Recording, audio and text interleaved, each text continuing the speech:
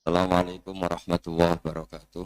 Bismillahirrahmanirrahim. Allahumma shalli wa sallim ala nabiyyina habibina Muhammadin sallallahu alaihi wasallam wa ala alihi washabihi asma'in amma ba'du.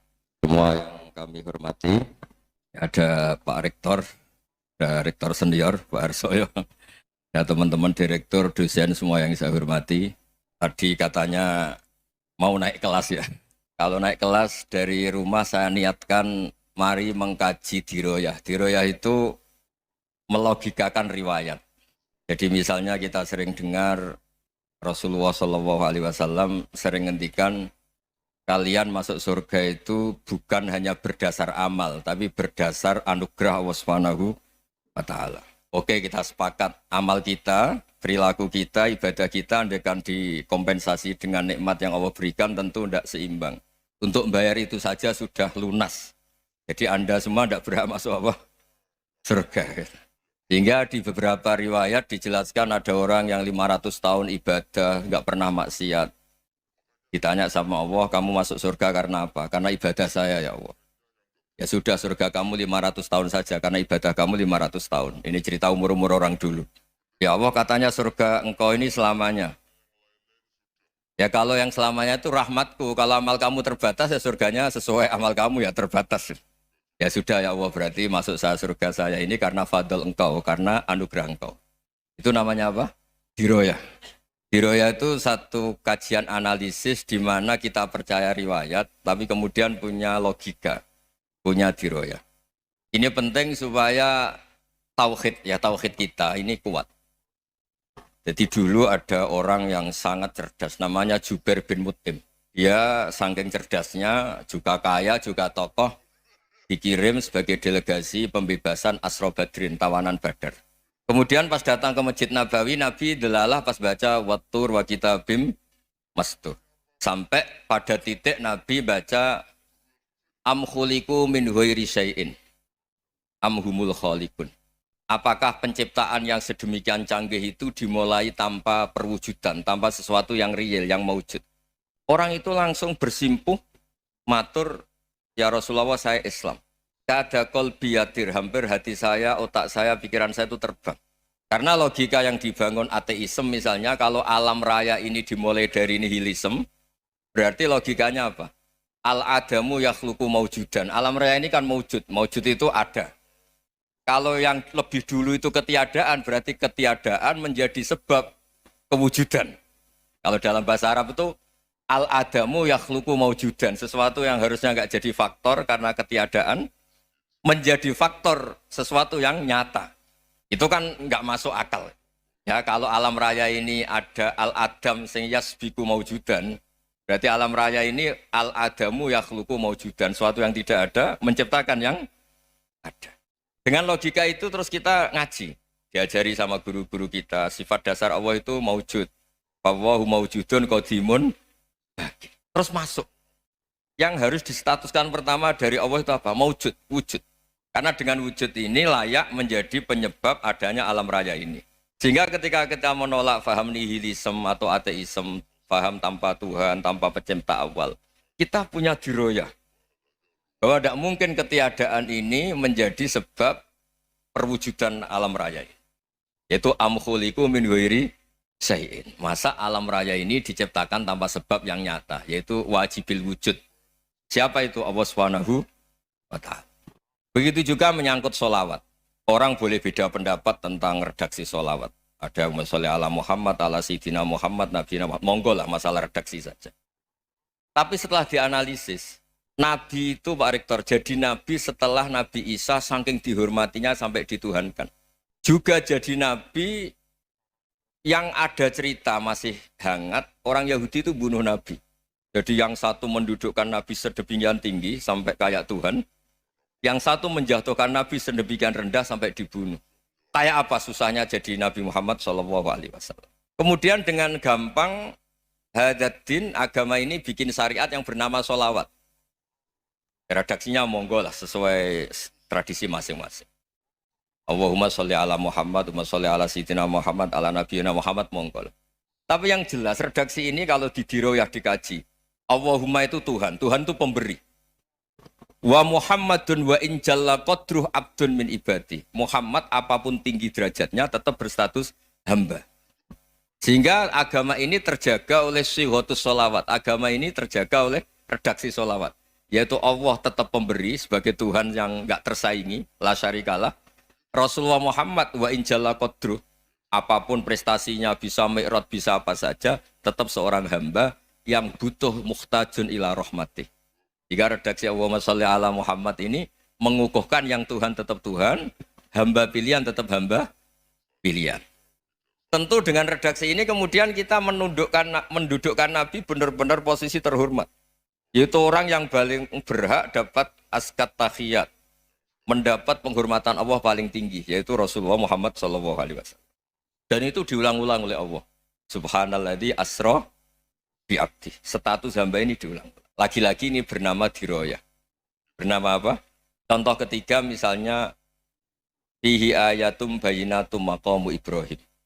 Dulu orang Yahudi itu ada diskusi masif. Syaratnya Nabi itu mbah-mbahnya harus Nabi. Harus keturunan Nabi. Kemudian semua Nabi rata-rata di Palestina, di Syam. Lalu Muhammadnya asal-usulnya dari mana? Tahu-tahu orang Arab kok Nabi. Padahal orang Arab itu dulu jahiliyah.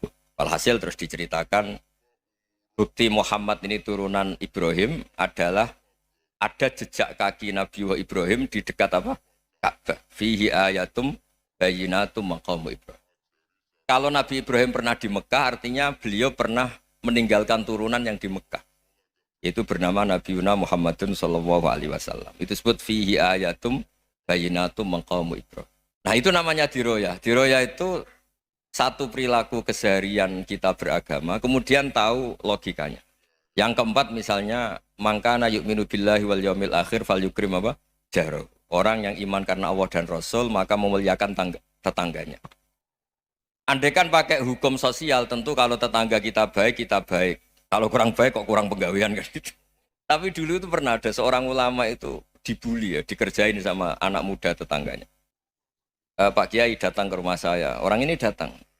Kemudian setelah di rumahnya, saya tidak jadi butuh sama Pak Kiai, silahkan pulang. Itu Kiainya senyum menikmati. Dan itu terulang 3 kali.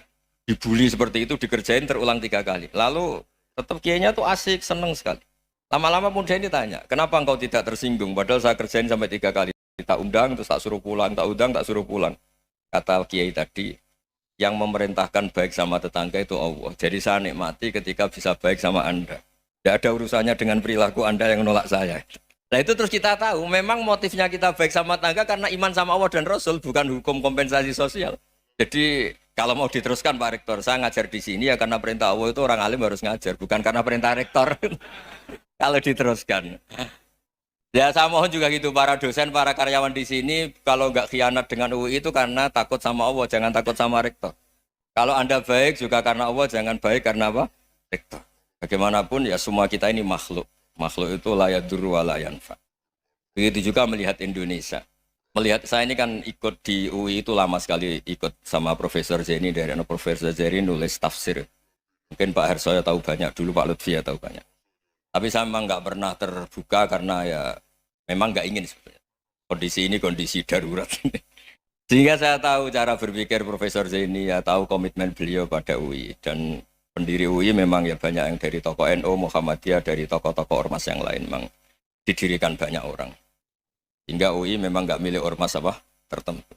Dari satu sisi memang baik, nggak dikuasai ormas tertentu. Tapi nanti kalau keterusan ya nggak berbentuk. Ya sudahlah dikelola saja. Sambil-sambil jelas, sambil-sambil kadang nggak jelas, yang penting ikhlas tadi. Karena kalau terlalu asobia itu jadi repot. Kita ini yang nekuni fikih itu tahu, kalau nggak kuno itu madhabnya Hanafi. Kuno itu madhabnya Syafi'i. Tahu-tahu seakan-akan Imam Syafi'i itu NU, Imam Abu Hanifah itu Muhammadiyah. Padahal ini orang-orang yang sebelum NU dan apa? Muhammadiyah. Jadi kalau kita yang nekuni ilmu itu biasa saja dengan perbedaan. Tapi kalau orang-orang yang nggak siap dengan perbedaan itu sampai Allah disifati Ta'ala itu tidak terima. Padahal Ta'ala itu maknanya Maha Luhur, yang Maha Agung. Jadi ada seorang kiai kebetulan pidato pertama Pak Rektor. Assalamualaikum warahmatullahi ta'ala wabarakatuh. Di mubalik kedua ini nggak terima karena itu dianggap bid'ah ada Ta'ala. Hanya dia bilang Assalamualaikum warahmatullahi ta'ala wabarakatuh. Itu saking asobiahnya itu Allah ditambahi Ta'ala itu tidak terima. Padahal Ta'ala itu maknanya Maha agung. Nah itu kan jadi repot kalau asobia gitu. Kalau kita ngadepi perbedaan itu biasa saja. Karena kita mungkin bacanya banyak, lihat hal-hal seperti itu ya biasa saja. Karena dulu itu perbedaan itu urusan sudut pandang. Ya saya ulang lagi, perbedaan itu sudut. Allah yang Tuhan saja sering didebat sama nabi-nabinya. Karena urusan sudut pandang apa? Saya beri contoh ya. Suatu saat Khalilur Rahman Ibrahim itu saatnya meninggal sama Allah, Israel disuruh. Israel itu Ibrahim saatnya meninggal, ambil nyawanya. Setelah datang ke Ibrahim, ya Khalilur Rahman Ibrahim, saya disuruh nyabut nyawa Anda. Itu Israel dipaksa mikir sama Ibrahim. Hal ra'aita khalilan yumitu khalilah. Kamu tahu orang yang mencintai kemudian bunuh yang dicintai. Itu logika agak benar.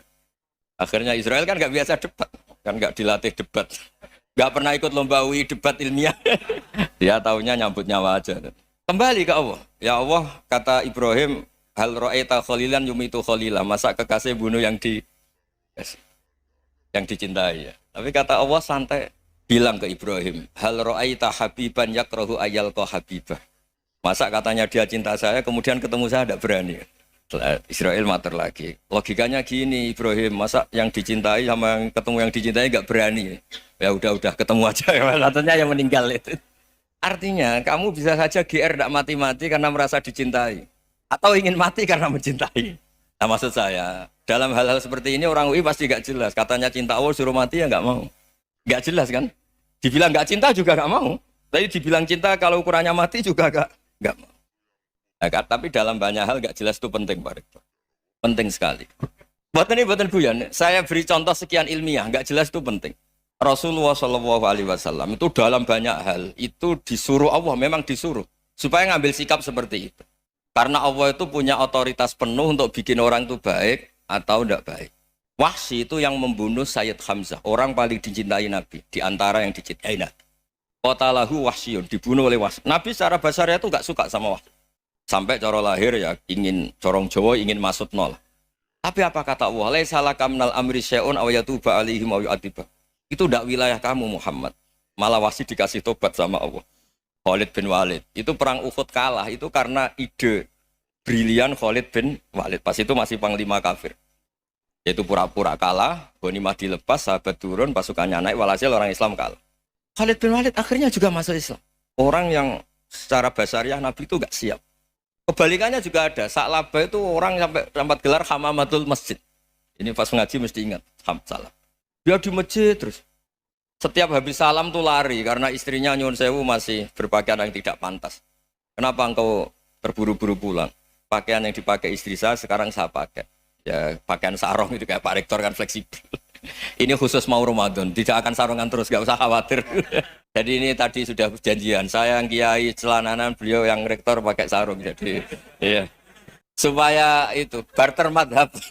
Tapi hanya sekali ini aja, bukan. Jadi jangan diharapkan ini jadi tontonan terus-menerus. Dan ini barter madhab. Saya sama Profesor Kores juga sering gitu. Saya pakai sarung yang dihadiahi beliau pakai sarung yang dihadiahi saya. Memang itu tradisi Islam. Tahadau tahabu. Kamu saling memberi hadiah, maka kamu saling mencintai. Bukan riswah, bukan riswah. Walhasil terus Sa'labah ini mbok saya didoakan Nabi supaya saya kaya, supaya tidak sering ganti-ganti pakaian seperti ini sama istri saya. Jangan-jangan kamu miskin itu lebih baik. Ngotot minta didoakan. Didoain Nabi kaya terus lama-lama ninggal sholat, ninggal jamaah. Itu Allah belum tersinggung. Yang mulai Allah tersinggung itu kan saya sering fatwa di mana-mana, sering memberi saran. Mumpung kamu miskin itu sering sedekah. Karena kalau sudah kaya itu tidak bisa. Saya memberi analogi gini. Kalau saya masih santri miskin, punya uang 100.000, diminta guru saya 50 tak kasihkan, padahal itu 50%. Punya 2 kambing kurus, diminta guru saya 1 pasti tak kasihkan, padahal itu 50%. Jadi kalau punya sapi Brahman atau sapi limusin yang harganya itu 100 juta, punya 2, diminta 1 boleh enggak? Enggak boleh. Saya punya motor butut 2, diminta teman saya 1 boleh, tapi kalau Davidson Harley itu enggak boleh itu. Walhasil itu kalau kita miskin, misalnya kita zaman kuliah atau zaman mondok atau zaman apa saja, punya uang 100.000, nartik temannya sampai 50.000 kan biasa. Tapi setelah 1 miliar, berani nggak kamu kasihkan 500 juta? Sama-sama 50%? Enggak kan? Nah Sa'labah gitu, ketika zakat masih per 40 kambing 1 kambing, itu sebenarnya kan masih ringan. 41, 82. Kambingnya itu sudah mabenal jabalen. Bareng dihitung zakat karena sudah ribuan, jumlahnya sampai 400 kambing. Banyak lah pokoknya. Terus kata Salabah, ini pemerasan. Karena jumlahnya besar. Tuh Allah tersinggung karena nabinya dianggap narik zakat itu dianggap khorot, dianggap pemeras. Allah tersinggung kemudian fa'aqobahum nifakon fi qulubihim ila yaumil. Dia ditetir munafik. Semenjak itu terus tadi kembali gak jelas tadi. Barkohnya gak jelas itu menjadi orang tuh bijak. Ini sekarang nakal, jangan-jangan nanti jadi orang baik. Yang sekarang baik, jangan-jangan suatu saat jadi tidak baik. Semua orang introspeksi. Gak ada jaminan kalau kita sekarang baik akan baik terus. Gak ada jaminan kalau kita sekarang buruk akan buruk terus. Sehingga terus banyak kiai-kiai bijak itu memang lahirnya nggak tegas. Tapi nggak tegas itu yang menjadikan bijak. Karena sama-sama mungkin. Itu yang disebut laisa laka minal amri syai'un aw yatuba alaihim wa yu'adzibum. Itu tidak wilayah kamu. Ketika Allah mengomentari orang munafik juga wa yu'adzibal munafiqina insya'a aw yatub. Bisa saja ada yang disiksa, bisa saja ada yang dikasih tobat. Karena pola yang kita analisis itu semuanya menurut kita. Bukan menurut kemaslahatan orang apa? Banyak. Saya punya sekian contoh cerita. Orang yang sowan kiai baik-baik, mungkin bawa gula atau salam tempel, tidak tahu lah. Itu tidak mesti jadi wali. Tapi Kali Jogo yang kenal Sunan Bonang, itu kenalnya itu karena ingin begal. malah jadi wali. Tapi tidak usah dicoba. Umar itu nyari Nabi itu mau dibunuh. Tapi malah tobat jadi orang baik. Jadi ini penting ngaji ya, supaya tidak tegas itu, tidak jelas itu kadang baik. Nah termasuk saya juga termasuk dia yang milih tidak jelas. Saya sering gojlok ini, Fajar Hadili ini murid-murid saya sering saya gojlok. Kalau semua sistem pendidikan kayak kampus, kayak UII, kayak UIN semuanya, itu sistem yang bagus. Karena tertib jam kuliahnya jelas, mata kuliahnya jelas. Kalau di pesantren itu Pak Arso, itu nggak tertib. Tapi justru itu enak, ketemu di jalan orang berani tanya. Nah ini kalau mbak-mbak misalnya menstruasi, mau belajar haid nunggu semester berapa baru tahu. Itu bisa sekian tahun nggak sholat karena nunggu pelajarannya baru diterangkan. Mau haji juga gitu, nunggu mata pelajaran haji. Kalau nggak jamnya, nggak mau dosennya ngajarin. Ya, kalau kiai kan nggak, ketemu di jalan tanya, dijawab. Jam berapa juga dijawab. Artinya Indonesia itu berkah, ada sistem kampus yang tertib. Ya semoga termasuk tertib gajinya. Tapi tertib gajinya itu juga sebenarnya rugi. Saya sering ada pegawai negeri Gus, tolong doain saja di PNS enak jadi. Gajinya tetap. Kata saya nggak mau kalau gaji saya tetap. Kok bisa Gus enak tiap bulan mesti dapat gaji. Kalau tetap nggak naik-naik kata saya. Kalau kiai gajinya nggak tetap, tapi di atas yang tetap kata saya.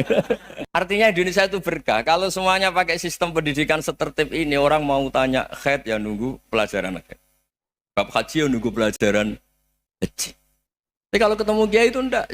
Ya pokoknya saya pernah di pasar, Gus mau tanya. Tanya apa? Anak saya keluar darah terus gini-gini. Padahal biasanya haid hanya 7 hari gini-gini.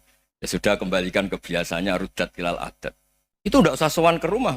Juga enggak registrasi dulu, enggak daftar dulu. Ya ini enggak nyindir cerita saja. Supaya ini bukti koalisi beneran. Jadi saya yang kiai enggak tertib jam, koalisi sama yang tertib jam. Jadi kalau semuanya sistem kampus, nanti pertanyaan itu enggak bisa on time, enggak bisa setiap saat. Makanya Indonesia itu berkah. Kiai-kiai yang alim yang di jalan-jalan banyak. Juga kiai yang di kampus dokter-dokter fikih banyak. Yang nekuni ilmu umum ya banyak. Macam-macam. Itu masalah itu kalau saling mengadili itu baru masalah. Misalnya kiai ngeluh, nggak enak jadi kiai, tidak punya gaji tetap. Yang dosen ngeluh, nggak dicium tangannya. Karena memang unik Indonesia itu. Kalau guru fikih kok dosen itu tetap nggak dicium tangannya. Karena pikirannya anak-anak itu, wong sudah bayar disuruh nyium. Itu kayak di alam sadar tuh gitu. Kalau kiai itu kan anak-anak gak bayar itu. Ya upahnya cium tangan itu. Makanya kalau kiai tidak keramat bisa mati karena cium tangannya doang gitu. Bisa mati itu kiainya. Ya ini cerita. Supaya saling menghormati saling. Makanya itu pakar-pakar akhlak ya, pakar-pakar etika peradaban. Itu tertampar betul ketika Nabi urusan ilmu itu mengabaikan itu kalau sudah urusan ilmu. Misalnya begini, ada urusan ilmu, ada mbak-mbak cantik atau ibu-ibu cantik.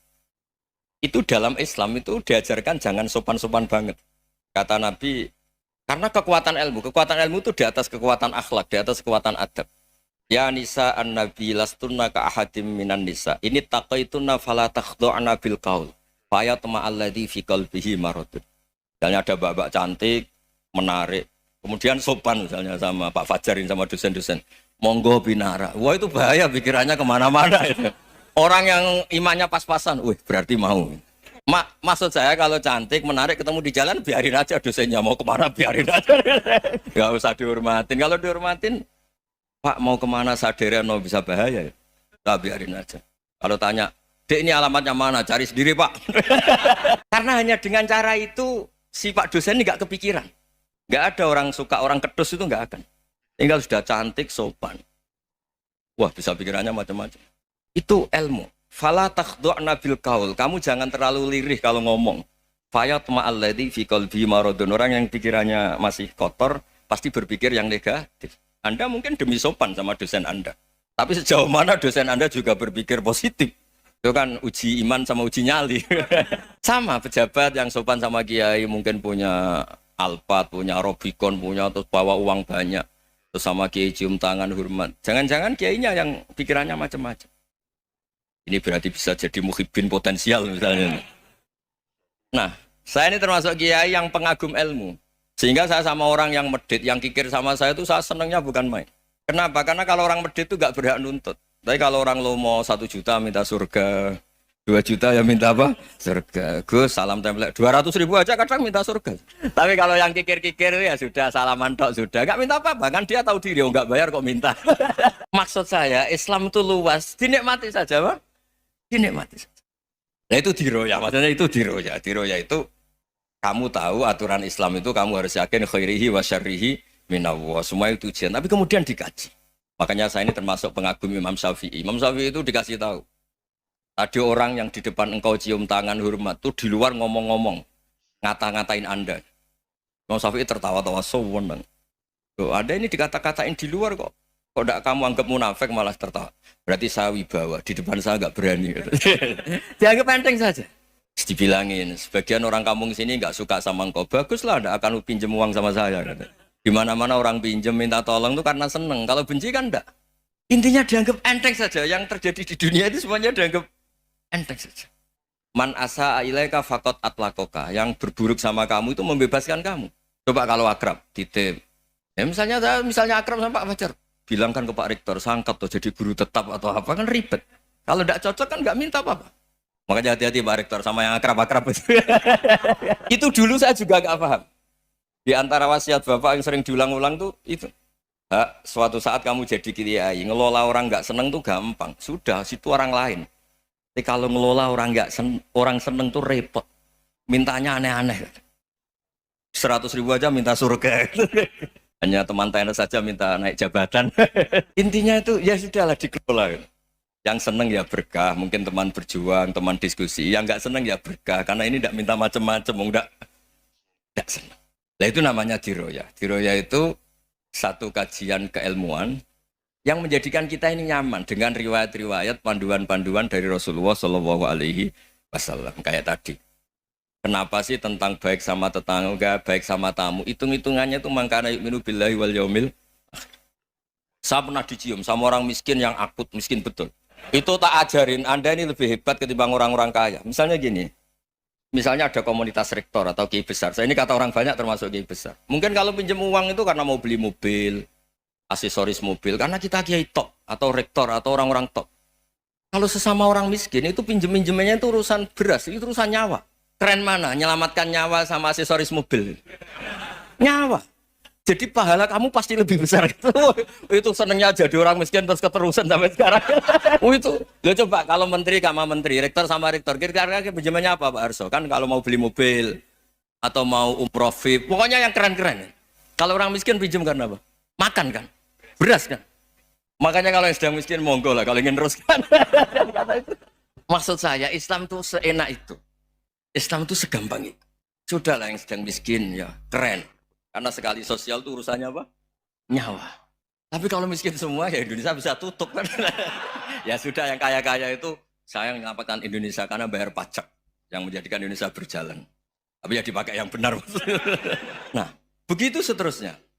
Ada kiai miskin cerita ke kita. Terus enak jenengan alim terus punya santri banyak bisa ngajar di mana-mana. Saya bilang hebat kamu. Dia hidup di daerah tertinggal. Itu yang diajarkan kan hanya tauhid. Kan nggak mungkin desa tertinggal baca fikih perbandingan madhab, kan nggak mungkin. Kalau angka-angka Pak Fajar, Pak Sadali kan nggak mungkin. Fikih perbandingan apa? Madhab. Menyorot madhab dunia, gaya angka-angka itu kan nggak mungkin. Tapi pertanyaannya, yang menyelamatkan masuk surga itu tauhid apa perbandingan madhab? Tauhid. Ini hanya mengajarkan fardu kifayah, sunat-sunat. Ini Anda mengajarkan fardu ain. Surganya dulu kamu. Oh terus senangnya jadi kayak gitu. Karena yang diajarkan apa? Tauhid. Sementara kita yang gaya-gaya ini ajarkan perbandingan apa? Madhab, studi banding ke Al-Azhar kemana-mana. Ini enggak tauhid. Dari orang nyembah pohon jadi nyembah Allah Ta'ala. Keren enggak? Jadi terus kayak gitu sama saya senangnya bukan karena tak bela. Tapi ada yang agak kurang ajar, tanya saya. Kalau itu hebat, kenapa Gus gak mau jadi kayak gitu? Waduh. Wah ya repot kalau pertanyaan. Terus tak jawab, kalau saya jadi kayak gitu, kamu ngangsu ilmu dari mana coba? Ya dari jenengan, ya kalau sama gobloknya tidak bisa. Ya sudah, Gus aja yang jadi kayak besar. Maksud saya, ya sudahlah kita begini seperti yang saya ajarkan di sini, saya sarankan. Supaya orang itu tahu. Ini namanya diroyah, apa? Makanya kata Imam Ghazali itu kalau kamu ingin sopan gampang melihat anak kecil, wa aqallu minni dzamban, dia dosanya lebih kecil. Karena masih kecil kan, tentu secara dosa enggak banyak. Kalau melihat orang yang tua, wa aktsaru minni ibadatan, dia tentu ibadahnya lebih banyak karena umurnya lebih banyak. Sehingga terus semua orang lain tuh di depan kita itu hebat. Ya semua orang lain sama misalnya Pak ini rektor, Pak Fathul Wahid rektor. Tanggung jawabnya lebih banyak, berarti pahalanya lebih banyak. Tapi sama, ketika melihat Nyon Sewu, melihat pegawainya yang secara lahir di bawahnya, ini tanggung jawabnya enggak banyak, pasti salahnya juga enggak. Itu yang diajarkan Rasulullah SAW, sehingga enak. Tapi kalau kita melihat orang lain selalu salahnya, itu pecundang. Allah saja tidak seperti itu kan, amal baik ya ada khairan, amal buruk ya ada saron, semuanya dilihat oleh Allah Subhanahu wa Ta'ala. Saya tuh punya teman Gus, agak beling, agak seenaknya. Dulu miskin. Wah itu seenaknya betul. Kayak kenal Tuhan. Tak tanya, kenapa kamu seenaknya? 1 bulan tuh labanya bisa 200 juta sampai 500, sampai 1 miliar. Saya itu Gus, setelah duha itu perkembangannya bagus. Sholat duha itu.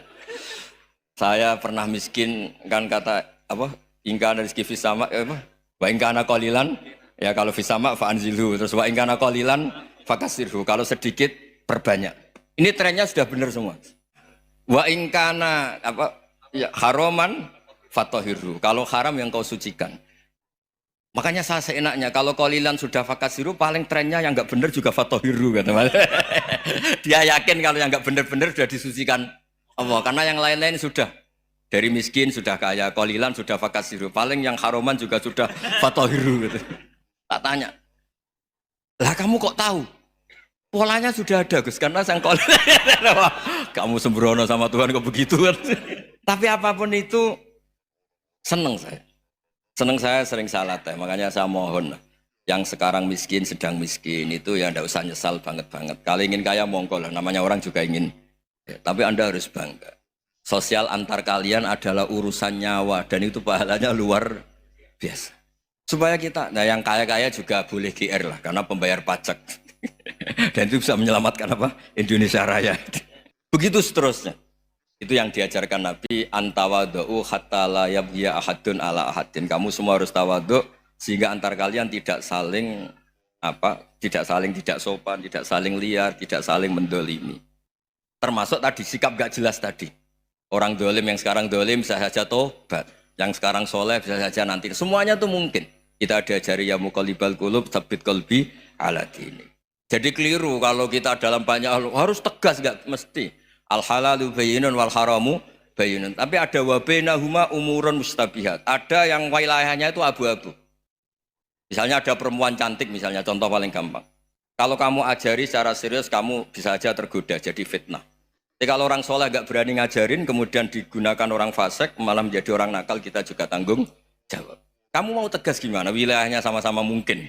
Wilayahnya sama-sama mungkin. Yang dekat pejabat mungkin terkontaminasi KKN. Tapi kalau pejabat gak dekati orang soleh, punya perilaku yang gak soleh, yang repot juga Indonesia kan? Nah hal-hal seperti itu kita tidak perlu ngambil sikap. Maksudnya gak usah ngambil sikap, ya kita buktikan kalau milih satu madhab, kita buktikan semuanya lebih baik, semuanya lebih bermanfaat, semuanya berperadaban.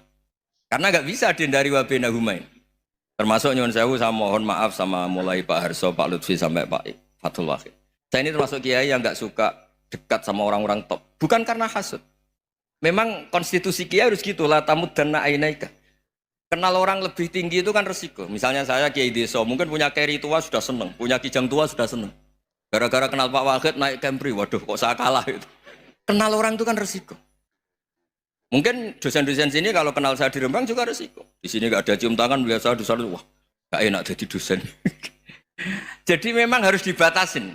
Sekiranya mungkin orang terus, karena latamud dan nanawa ainaika ilham, kamu jangan sering melihat orang lain yang mungkin secara lahir dapat nikmat yang lebih tinggi timbang Anda. Kalau kamu nggak bisa ngelola hati Anda bisa hasut, Anda bisa dengki. Paling tidak Anda bisa ada syukur.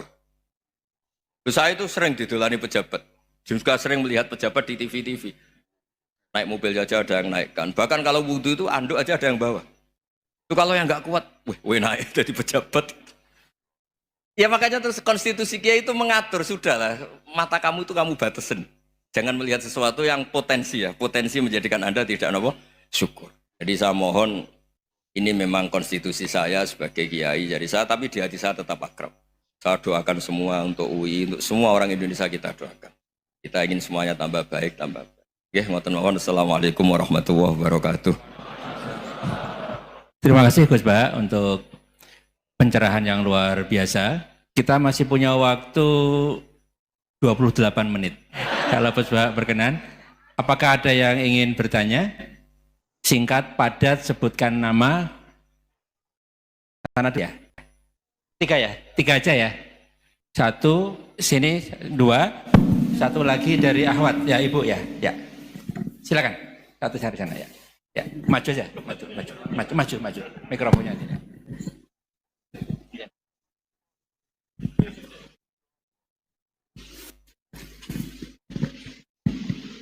Bismillahirrahmanirrahim. Assalamualaikum warahmatullahi wabarakatuh. Perkenalkan Gus Baha. Nama saya Boyi. Mungkin agak beda dengan pada umumnya.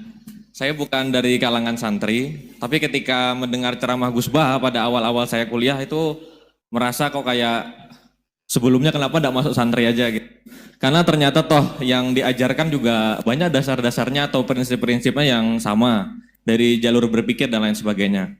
Yang ingin saya tanyakan di sini adalah ketika Gus Baha menyampaikan tentang diroyah, mungkin singkat saja Gus, apakah diroyah ini alat atau ilmu universal yang bisa digunakan ketika berdialog dengan orang-orang yang mengatakan itu kan kaidah kalian gitu, itu kan kaidahmu. Ada hal-hal yang memang tidak bisa dipersamakan atau tidak bisa digeneralisir. Ya mungkin seperti itu Gus. Dan juga yang terakhir, kalau boleh saya izin bersalaman boleh Gus. Baik, kita kumpulkan dulu satu lagi ya. Cek. Bismillahirrahmanirrahim. Assalamualaikum warahmatullahi wabarakatuh. Ya, perkenalkan saya Taufik Satrio, biasa dipanggil Tosa, singkatan. Baik, langsung saja mungkin untuk pertanyaannya.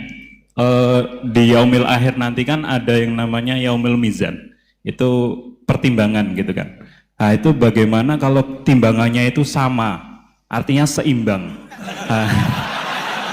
Apakah itu nanti akan berada di tengah-tengah antara surga dan neraka atau seperti apa? Kemudian yang kedua itu terkait dengan perbuatan buruk ke orang lain. Ketika kita berbuat buruk ke orang lain itu kan kita istilahnya zalim kepada orang lain. Tapi di lain sisi itu secara zahir kan seperti itu. Tapi di lain sisi di akhirat itu kan kalau secara pahala kita itu membantu orang lain mendapatkan pahala. Jadi seperti apa Gus?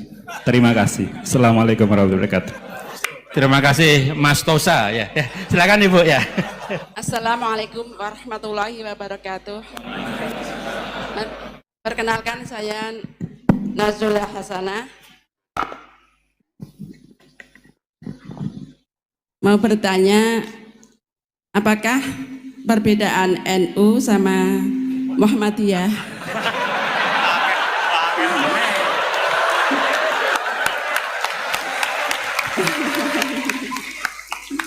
Tadi kan dijabarkan, terus dalam sholat subuh itu kan ada yang pakai doa kunut, ada yang enggak. Tolong jabarkan. Wassalamualaikum warahmatullahi wabarakatuh. Waalaikumsalam. Baik Gus, ini ada 3 penanya. Mas Boy tadi terkait dengan diroya, apakah ini universal, termasuk untuk yang non muslim bahkan gitu kan. Kemudian yang kedua dari Mas Tosa, hisab yang seimbang Gus, kasusnya gimana ini. Yang kedua terkait dengan kalau berbuat buruk kan membuat pahala untuk yang bersangkutan itu. Seperti orang puasa dikasih minum gitu kan ya. Ya. Terus kemudian Bu Hasanah ini beda antara NU dan MU, kira-kira itu ya. Silakan Gus ya.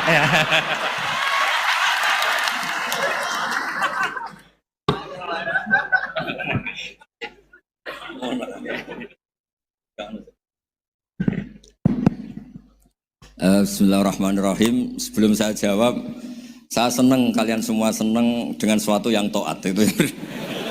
Banyak orang untuk senang nunggu maksiat dulu. Mungkin melihat perempuan yang tidak mahram, melihat sesuatu yang maksiat. Jadi ini spesial. Majelis ilmu tapi apa? Senang. Ini sesuai rencana Tuhan lah. Seorang itu senang dengan taat, senang dengan ilmu. Ini luar biasa, no? Luar biasa. Tadi pertanyaannya kalau diroya. Jadi Islam itu agama untuk logika objektif. Jadi diroya itu ya global, universal. Misalnya saya beri contoh Tuhan yang satu. Itu dulu, saya ulang lagi, dulu itu ada imam namanya Imam Amudi. Itu pengajar matematika Mas Boy, pengajar matematika. Itu kan nggak lazim, tapi kiai kok pengajar apa? Singkat cerita, ini cerita keramat. Kalau kalian nggak paham ya keramat sendiri. Jangan nggak paham menentang. Singkat cerita, di antara keramat beliau itu Allah itu nyuruh para malaikat disuruh ngaji matematika sama dia. Ngaji tauhid, tapi disebut sama Allah ngaji matematika. Ternyata apa? Cara ngajarkan gini. Misalnya ngajarkan diterang titik. Angka 2, 3 sampai 1 miliar 1 triliun. Nisbatusnaini ila ma la nihayatalaha. Itu nisbatul fard asli.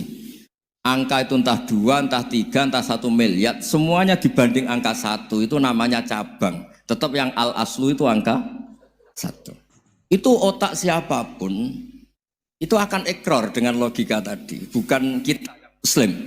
Semuanya akan tahu angka berapapun jumlahnya tetap asal usulnya angka 1. Terus dia gambar ya gambar apa saja, gambar masjid apa gambar sapi atau gambar apa saja, dimulai 1 titik. Gambar ruwet maupun gak ruwet tetap saja dimulai 1 titik. Nuktatul wujud. Jika kalau zaman saya ngaji, Pak Rektor ngaji dulu diterangkan semua makna Quran ada di Fatihah, Fatihah ada di Bismillah ya, Bismillah itu ada di titiknya, titiknya bak. Lah kenapa ini hebatnya Quran? Kenapa dimulai dari 1 titik? Untuk maklumatkan semua alam raya ini dimulai dari 1 titik, yaitu wujud Allah. Logika seperti itu kan orang nggak terima gimana? Mbok gambar seruat apapun dimulai dari mana coba? 1 titik. Angka sebesar apapun dimulai angka apa? 1. Jadi diroyah itu ya universal gitu maksudnya. Ya gitu Mas Boy ya. Jadi diroyah itu universal. Ya soal ada yang belum dapat hidayat apa itu nomor 2, tapi logika yang dibangun Islam itu. Terus pertanyaan kedua apa? Draw tadi. Mizan. Kamu ingin draw? Ini kasus ini nggak pernah ngaji Quran itu. Di antara yang diterangkan Quran detail itu Ashabul A'raf apa? Ashabul A'raf, orang yang baiknya sama buruknya itu imbang. Itu sudah disediakan nanti di surga itu ada pagar. Kamu ingin di situ? Pagar pembatas apa? Pagar pembatas. Di surga enggak, neraka enggak. Jadi kejadian surga dan neraka itu gini, tak terangin ya. Jadi kira-kira gini. Kan hisab itu hanya rubu'un nahar, sekitar 2 jam, 2 jam setengah selesai. Jadi 1 dunia ini dihisab Allah, hanya Allah butuh waktu 2,5 jam. Rubu'un nahar. Kenapa gitu Pak Rektor? Karena semuanya datang ini sudah terindikasi dan itu sudah jelas. Misalnya orang yang soleh banget, wajahnya bersinar, bahkan semua tubuhnya bersinar. Yas'anuruhum baina aidihim. Yang pas-pasan, ya sinarnya pas-pasan. Sehingga nanti yang punya sinar cukup di kanan. Yang kelip-kelip agak ini, yang rawan kesaruk ini yang yang gelap gulita langsung di kiri. Nah itu terus faduri babenahum bisuril lahubab. Terus Allah langsung bikin pagar. Nah yang rawan kesaruk pagar yang kelip-kelip tadi. Yang temangsang ini. Karena yang jelas hitam di kiri, yang jelas putih kanan. Yang abu-abu ini sama malaikat digaruk saja. Nah, terus temangsang di Araf itu. Nah, terus setelah di pagar ini dia punya kegiatan. Kalau melihat neraka bilang Rabbana srif anna adzaba jahannam. Kalau melihat surga, ya Allah, ma kuntu asqa khalqik. Saya ini hamba Engkau yang tidak paling sial dan Kau Maha Rahman. Tolong saya jangan dihadapkan ke neraka lagi. Karena itu menyiksa. Wa ahraqaka. Ya, ketika melihat neraka itu dia komentar, ya Allah, neraka ini begitu merusak wajah saya. Hawa panasnya itu sudah menghancurkan semua. Baunya juga agak enak. Saya minta saya dihadapkan ke surga bersama Allah. Tapi kamu tidak minta lagi kan? Tidak, saya hanya minta itu tok. Gitu. Nah ini saya pandu. Kalau kamu ngalami tak pandu. Kalau kamu ngalami tak pandu. Sama Allah terus diberi janji supaya tidak minta yang lain. Tidak, saya tidak akan minta lagi. Terus melihat surga.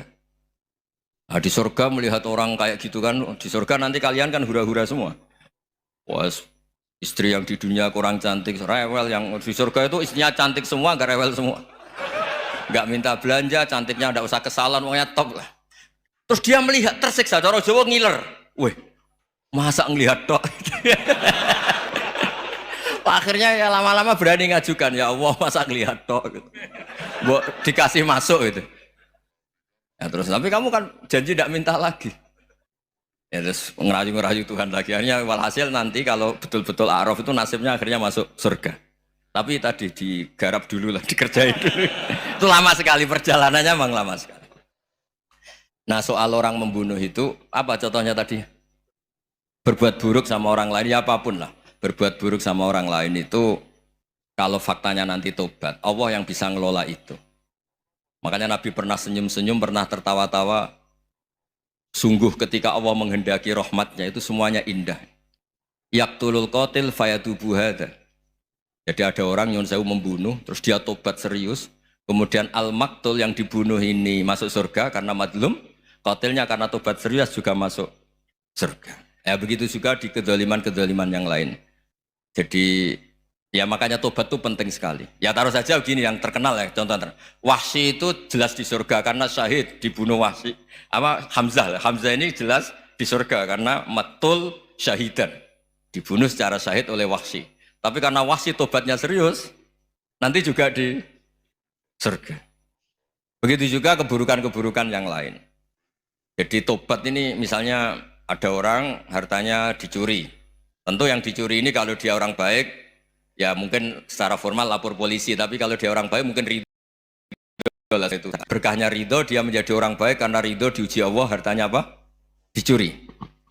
Kemudian yang mencuri tobat, entah harta itu dikembalikan, entah dikasihkan masjid sebagai amalnya yang dicuri, entah apa-apa, Allah ngasih tobat orang ini.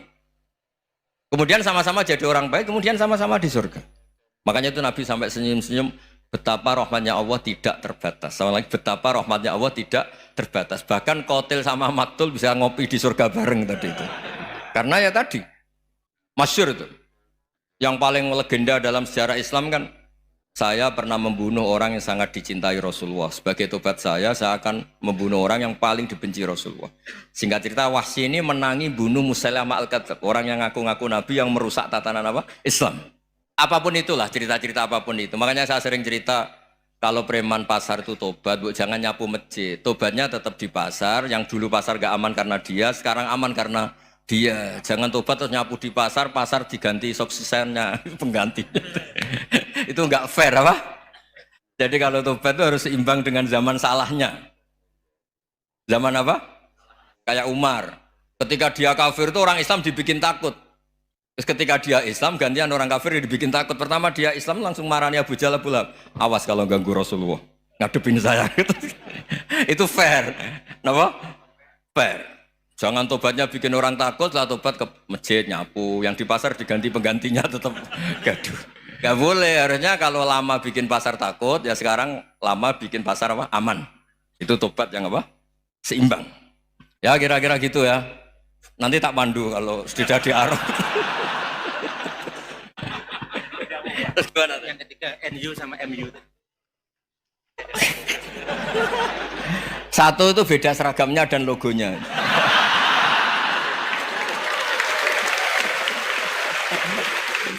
Kedua, nama ketua umumnya. Ketiga, tanggal acara besarnya. Muktamar Muhammadiyah dan NU itu beda. Sudah beda satu abadnya. Tentu dulu Muhammadiyah. Tapi begini ya, perbedaan itu nggak bisa dihindari. Karena tadi ada sudut pandang apa? Ada sudut pandang, itu tidak bisa dihindari. Ini cerita yang nyata ya. Saya ulang lagi, senyata-nyatanya. Andaikan betul Rasulullah itu hanya kunut 1-2 kali, maka kalau menurut mazhab Syafi'i, apa salahnya melakukan sunnah terus-menerus meskipun Nabi itu melakukan hanya beberapa kali? Karena pertama sesuatu yang pernah dilakukan Nabi pasti akan menjadi sunnah yang terus-menerus. Nabi itu puasa Senin Kemis juga tidak selalu. Salah kalau ada orang bilang, Nabi malah takut kalau ibadah sunat dilakukan terus-menerus karena nanti takut dikira wajib. Itu masyhur dalam kaidah usul fikih. Tapi yang tidak kunut juga tidak salah, karena ya tadi.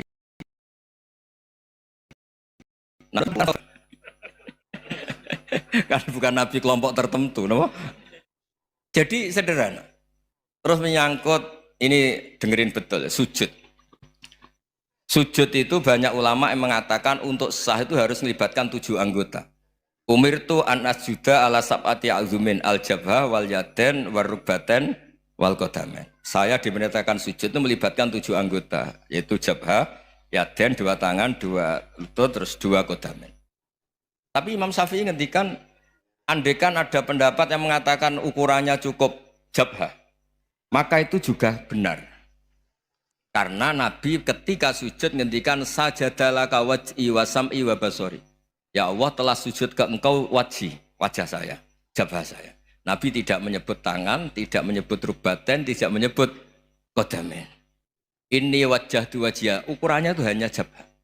Itu kayak iya, kayak enggak. Nah, hal-hal seperti itu yang menjadikan ada ijtihad. Ijtihad itu satu pemikiran yang cara sudut pandang itu kayak iya, kayak enggak. Nah, itu terus ada al-madhaibul arba'ah. Terus ketika implementasi di Indonesia, dulu Mbah Ahmad Dahlan juga ngaji Bahasa Soleh Darat. Mbah Hasyim Asy'ari juga ngaji Bahasa Soleh Darat. Ketika di Mekah sama-sama ngaji Syekh Khotib Minangkabau, sama-sama ngaji Syekh Mahfud Termas. Jadi ya kalau di keluarga kita itu ya biasa aja, perbedaan-perbedaan itu selama masih ilmiah dianggap biasa. Karena memang ngelola sudut pandang itu nggak bisa ditertibkan. Nabi Yahya itu suka berkawan orang soleh. Karena berkawan orang soleh itu enak. Tapi kalau Nabi Isa suka dadani desa-desa tertinggal yang masih macam-macam. Ketika ditanya, kenapa engkau suka berkawan orang-orang gitu? Ana tabibun udawi. Kalau tidak pakai tunggali, tapi dakwah gitu kan tantangan. Itu sudut pandang. Ada nabi itu yang tertawa terus guyon terus. Yang satu murung terus. Ya sama Nabi Isa dan Yahya kan satu angkatan. Mali aroka dohikan fakaan nama tak manumin makrillah. Kamu kok tertawa-tawa terus seakan-akan nggak ada adab saja. Yang satu tanya, mali aroka abisan kaan nakata kenatu mir rahmatillah. Wong kok murung terus, kok dunia orang rahmat deh. Nah, Anda ini orang hebat. Guyu banter ya iso, nangis banter ya iso. Nah, itu sudah orang kombinasi itu. Isa ya mau, ya mau, Muhammadiyah ya gelem, NU ya gelem. Ya maksudnya sudah biasa aja.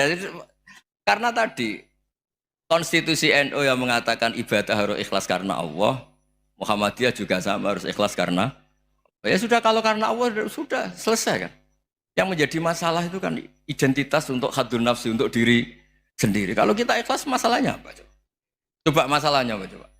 Imam Syafi'i pernah di Masjid Abu Hanifah yang tidak kunut. Beliau enggak kunut. Ketika tanya, lima ada taroktal kunut, ikroman di hadal madhab. Saya menghormati madhab ini. Jadi ya biasa. Sebaliknya juga sama. Orang-orang Hanafi kalau Imam Syafi'i kunut ya ikut kunut. Karena kalaupun Anda yakin itu tidak disyariatkan, kamu juga yakin itu tidak membatalkan apa? Sholat. Itu yang perlu dicatat. Kalau Anda tidak yakin sunat, kan tidak yakin kalau itu membatalkan sholat. Jadi sebetulnya kalau dianalisis secara keilmuan itu ya semuanya normal. Karena tadi Rasulullah itu al-bahrul muhit, Nabi itu lautan yang luas sekali. Orang akan mengambil air sesuai kapasitas masing-masing dan akan merasakan kualitas air juga sesuai kapasitas masing-masing. Orang yang sangat haus melihat air seteguk ini luar biasa. Tapi yang tidak haus mungkin melihat itu biasa-biasa saja. Jadi makanya saya mohonlah, sudahlah itu biasa saja, apalagi secara sanad ya sama, secara tradisi sama. Ya soal perbedaan tidak harus dengan NU, antara Muhammadiyah juga biasa beda. Mungkin di UI antar rektorat juga beda-beda.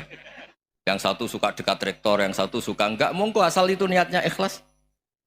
Terakhir saya beri cerita, ada sahabat ditanya, "Sifli wajah Rasulillah." Coba tolong saya ceritakan wajahnya Nabi kayak apa. Sahabat itu nangis senangis-nangisnya. Kenapa engkau menangis? Saya itu tidak pernah melihat wajah Rasulullah SAW. Loh kenapa? Engkau kan sahabat. Sungkan.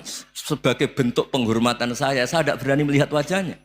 Sebagai bentuk penghormatan pada waktu Nabi, saya tidak berani sowan. Nabi di dalam punya keluarga, punya istri, punya cucu. Kalau saya sowan tuh ganggu. Ya masuk akal. Bentuk hormat itu tidak ganggu kan. Tapi ada orang-orang yang bentuk hormat, bentuk sayang itu sering datang ke majelis Nabi. Sama-sama masuk akal, bisa didebat gimana? Sama-sama masuk akal. Ya sudah itu ijtihad, maksudnya itu ijtihad, itu sudah sama-sama masuk akal. Abul Hasan Asyadili itu kalau kemana-mana pakai mobil mewah, pakai baju mewah. Ketika ditanya, Anda ini ulama kok pakaiannya mewah, mobilnya mewah? Ben wong ra kepikiran nyangoni ya. Tapi nek kowe tawaduk melas terus dibalik numbalmu sakit. Ngono ra iso mulai kiai ini. Ya tapi misalnya semua gitu mesti ada yang salah paham, itu keangkuhan. Tapi kalau semuanya kelihatan gembel, nanti orang trauma jadi kiai. Takut kayak itu. Ya sudah, itu wilayah ijtihad, sudah tidak usah ya, pokoknya sudah, yang penting ikhlas. Anda berani tanggung jawab nanti ketika ketemu Allah Subhanahu wa taala. Nggih, ngoten. Assalamualaikum warahmatullahi wabarakatuh. Baik, terima kasih Gus Bah. Kita syukuri bersama para jamaah dengan alhamdulillah. Alhamdulillahirabbil alamin. Wassalamualaikum warahmatullahi wabarakatuh.